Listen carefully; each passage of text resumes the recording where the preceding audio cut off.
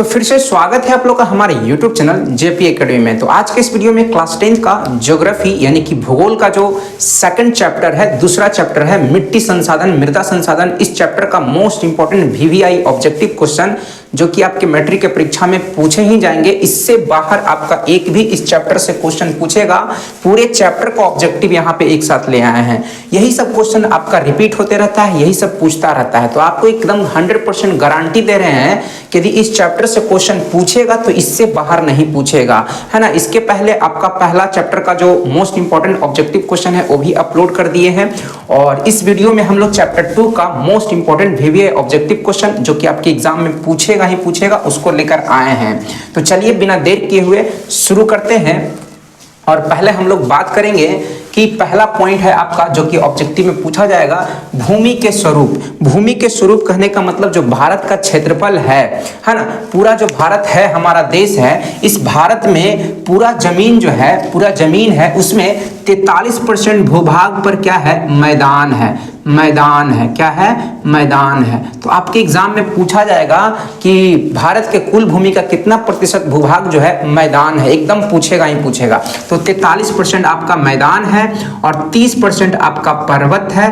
30% भूभाग पर क्या है, पर्वत है, और 27% भूभाग पर आपका क्या है, पठार है। क्या है, पठार है, जिसमें ये आपका मैदानी क्षेत्र का प्रतिशत जो है एकदम कई बार पूछ चुका है। तो तीनों को ध्यान में रखेंगे, कोई भी आपसे पूछ सकता है। फिर आपका है भारत में सबसे अधिक कौन सी मिट्टी है, जलोढ़ मृदा जो है सबसे ज्यादा है। और भारत की सबसे उपजाऊ मिट्टी जो है कौन सी है, यही है आपका जलोढ़ मृदा ही है। तो दोनों आपका बहुत इंपॉर्टेंट है, सारा लाइन बहुत इंपॉर्टेंट है। तो पहला यहाँ पे आपका बोले कि सबसे अधिक जो मिट्टी का विस्तार है भारत में वो जलोढ़ मिट्टी है, और यह सबसे ज्यादा उपजाऊ मिट्टी है। तो आपसे एग्जाम में पूछ सकता है कि कौन सा मिट्टी जो है ना सबसे ज्यादा उपजाऊ है, तो वो हो जाएगा जलोढ़ मृदा हो गया। और सबसे ज्यादा भी कौन है, जलोढ़ मृदा ही है। फिर बात करते हैं खादर और बांगर। खादर और बांगर जो है आपका जलोढ़ मृदा का ही हिस्सा है, भाग है। यानी कि खादर क्या होता है, नवीन जलोढ़ मृदा को खादर कहा जाता है और पुरानी जलोढ़ मृदा को बांगर कहा जाता है ना। आपका खादर जो है बांगर के तुलना में ज्यादा उपजाऊ होता है, और बांगर क्या होता है, खादर के तुलना में थोड़ा कम उपजाऊ होता है। खादर जो है आपका नदी के किनारे वाले क्षेत्रों में पाया जाता है, और बांगर जो है थोड़ा नदी से दूर वाले क्षेत्रों में पाया जाता है। तो आपको बताया कि नवीन जलोढ़ मृदा को क्या कहते हैं, खादर कहते हैं। तो आपसे एग्जाम में पूछ सकता है ना, खादर कहते हैं पुरानी जलोढ़ मृदा को, नवीन जलोढ़ मृदा को, इस तरह से करके ऑप्शन दे देगा। तो आपको याद रखना है खादर जो है नवीन जलोढ़ मृदा को कहते हैं। फिर आपका है जलोढ़ मृदा को है ना बांगर कहा जाता है, ठीक है, बांगर, ठीक है। पुरानी जलोढ़ मृदा को बांगर कहा जाता है, जैसे कि आपको बता चुके हैं। फिर आपका बिहार में किस प्रकार की मिट्टी पाई जाती है, तो जलोढ़ मृदा पाई जाती है। बिहार में जो है जलोढ़ मृदा पाया जाता है। फिर आपका है उत्तर बिहार में, है ना, बिहार का उत्तरी क्षेत्र जो है यहाँ पे बालू प्रधान जलोढ़ मृदा को दियारा भूमि कहा जाता है। कौन सा भूमि कहा जाता है, दियारा भूमि कहा जाता है, जो मक्के के उत्पादन के लिए सर्वाधिक प्रसिद्ध है। मक्के का खेती इसमें बहुत अच्छा किया जाता है। इतना सारा लाइन जो है एकदम ध्यान में रखेंगे, यही सब क्वेश्चन आपका ऑब्जेक्टिव के रूप में बनकर पूछा जाएगा।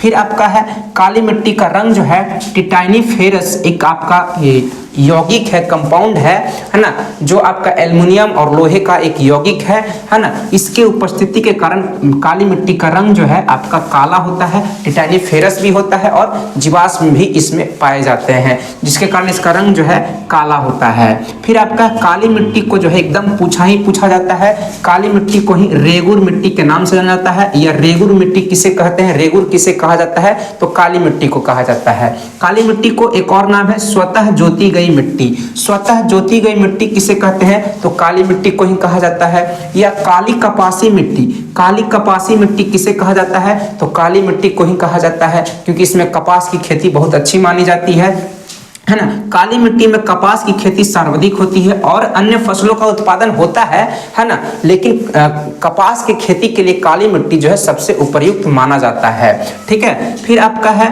काली मिट्टी का विस्तार जो है सबसे ज्यादा किस राज्य में है, तो महाराष्ट्र को टिक लगाएंगे। क्या करेंगे, महाराष्ट्र जो है में जो है आपका काली मिट्टी सबसे ज्यादा मात्रा में पाया जाता है। फिर आपसे एग्जाम में पूछा जाता है कि काजू की खेती जो है किस प्रकार की मिट्टी में की जाती है, तो लेटेराइट मिट्टी में। लेटेराइट मिट्टी मिट्टी में जो है काजू खेती सबसे अच्छा किया जाता है ना। ये आपका कर्नाटक केरल वाले क्षेत्रों में होता है और इसे काजू का उत्पादन सबसे ज्यादा करने वाला राज्य जो है आपका केरल है। ठीक है, तो यहाँ पे पूछा जाता है काजू की खेती किस प्रकार की मिट्टी में होती है, तो लेटराइट मिट्टी याद रखेंगे। ठीक है, आपका फिर है कॉफी।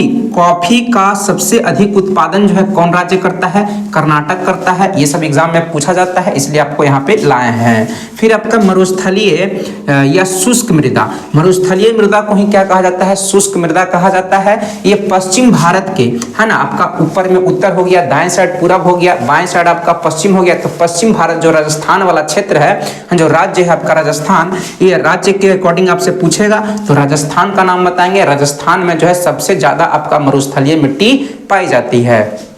फिर आपका है पंजाब में। पंजाब में भूमि निम्नीकरण का मुख्य कारण क्या है, तो सिंचाई है। सिंचाई कहने का मतलब यहाँ पे भारी मात्रा में, ज्यादा मात्रा में खेतों में पानी डाल दिया जाता है। सिंचाई का मतलब ही होता है खेतों में पानी डालना, है ना, पानी पर्याप्त मात्रा में दे देना। तो कुछ ज्यादा मात्रा में क्या कर दिया जाता है, पानी दे दिया जाता है खेतों में, जिससे क्या हो जाता है, वहाँ की मिट्टी की जो उपजाऊ शक्ति है वो कमजोर पड़ जाती है। इसलिए कहा जाता है कि पंजाब में भूमि निम्नीकरण का मुख्य कारण जो है सिंचाई है, अधिक सिंचाई है। अधिक सिंचाई मतलब खेतों में ज्यादा पानी दे देना।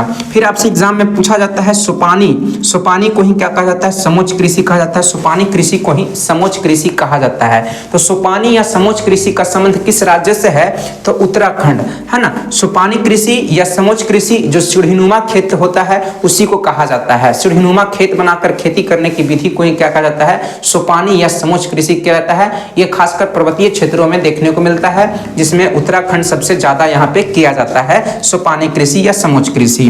फिर आपसे एग्जाम में पूछेगा कि मेढक के, किसको, मेढक के प्रजनन क्षमता को नष्ट, है ना, मेढक के प्रजनन को नष्ट करने वाला, मेढक के प्रजनन को नष्ट करने वाला रसायन कौन सा है, तो उसका नाम है एंड्रीन, है ना। एकदम याद रखेंगे, एंड्रीन एक ऐसा रसायन है जो मेढक के प्रजनन क्षमता को क्या करता है, नष्ट करता है, प्रभावित करता है। फिर आपका मृदा संरक्षण के लिए, है ना, वृक्षारोपण करना चाहिए। क्या करना चाहिए, वृक्षारोपण करना चाहिए, पौधारोपण करना चाहिए। इससे क्या होता है, पेड़ पौधे के जो जड़ होते हैं, है ना, मिट्टी को पकड़ के रखते हैं। तो ये जितना भी इंपॉर्टेंट आपका चैप्टर 2 का, ये कौन सा चैप्टर है, चैप्टर 2 का मोस्ट इंपॉर्टेंट जितना ऑब्जेक्टिव क्वेश्चन है सारा का सारा आपका बता दिए हैं। अब आप लोगों को अच्छा लगे तो जरूर लाइक करें और हो सके